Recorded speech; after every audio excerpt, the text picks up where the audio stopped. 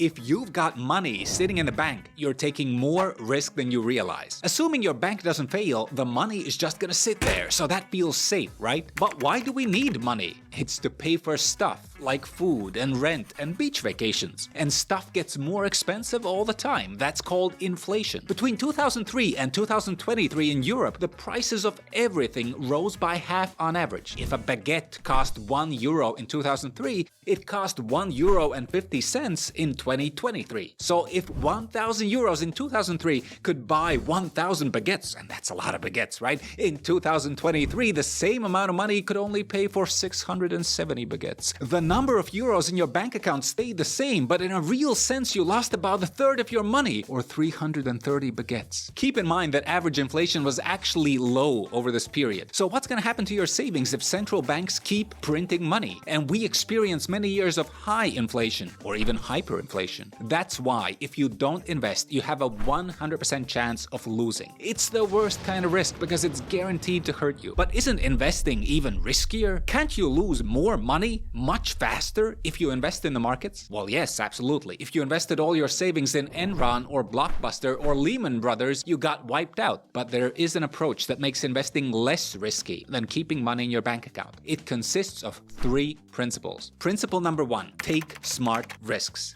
A dumb risk is an investment that on average loses money. Dumb risks include forex, day trading, options, CFDs, crypto, and any other kind of financial gambling. A smart risk is an investment that on average makes money. Some examples of smart risks include stocks, bonds, real estate, and maybe gold. If we're talking about investments that reliably beat inflation, there are only 2, stocks and real estate. And it makes sense why. In both cases, you're investing in a valuable asset, a company or a property, which creates income, dividends or rent. And over time, that's really profitable. Principle number 2, diversify. To take stocks as an example, it's not enough that the stock market goes up on average. If you happen to choose a bad stock, you can still lose everything. But if you split your money among many different stocks, you will almost certainly do great. Principle number 3, be patient.